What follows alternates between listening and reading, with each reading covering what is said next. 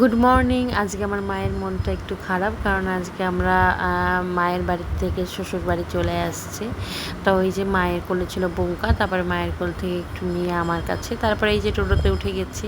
এবার আমরা স্টেশনে এসে গেছি, আমাদের মাঝদা স্টেশন, দেখতেই পারলেন। এই যে আমরা তিনজনে এবার ট্রেনে উঠে গেছি। উঠে বৌকা দেখছে সব কিছু চুপচাপ। ওর না খুব ভালো লাগছে, কারণ ও ঘুরতে ভালোই বাসে। আমি ওর বাবাকে বলছি থাক, আর করতে হবে না। আমার কোলের থেকে বৌকা এবার ওর বাবার কোলে চলে গেল। তারপরে এই যে গাছপালা দেখতে দেখতে আমরা ঝিকঝিক ঝিকঝিক করতে করতে বাড়ির দিকে রওনা দিচ্ছি। ট্রেন থেকে নেমে টোটোতে করে আমরা বেরিয়ে পড়লাম বাড়ির উদ্দেশ্যে। এই যে রাস্তা দিয়ে যাচ্ছি, এটা আমাদের শ্যামনগর। এই যে আমি আর বৌকা এখানে বসে রয়েছি। বৌকা না খুব আনন্দ পাচ্ছে। ট্রেনের মধ্যে অল্প একটু ঘুমিয়েছিল। তারপরে এই যে ওর বাবা বসে আছে। হঠাৎ দেখছি বৃষ্টি এসে গেছে। এই যে আমরা বাড়ি পৌঁছে গেছি ছাতি মাথায় দিয়ে।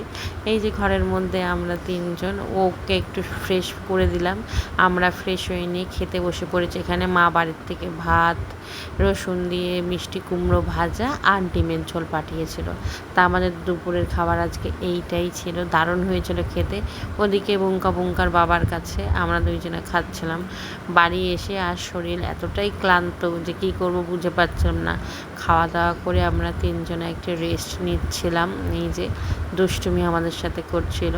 বৌকা খুব বাড়ি এসে না ও কিছু চিনতে পারছে না। ও মানে ভাবছে কোথায় আসলাম।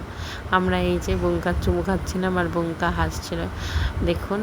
তা আমাদের এই ভিডিওটা আপনাদের সবার কেমন লাগলো অবশ্যই কমেন্ট করে জানাবেন। আর যারা যারা আমাদের চ্যানেলে নতুন, অবশ্যই চ্যানেলটি সাবস্ক্রাইব করে দেবেন আমাদের বৌকার নতুন নতুন ভিডিও দেখার জন্য।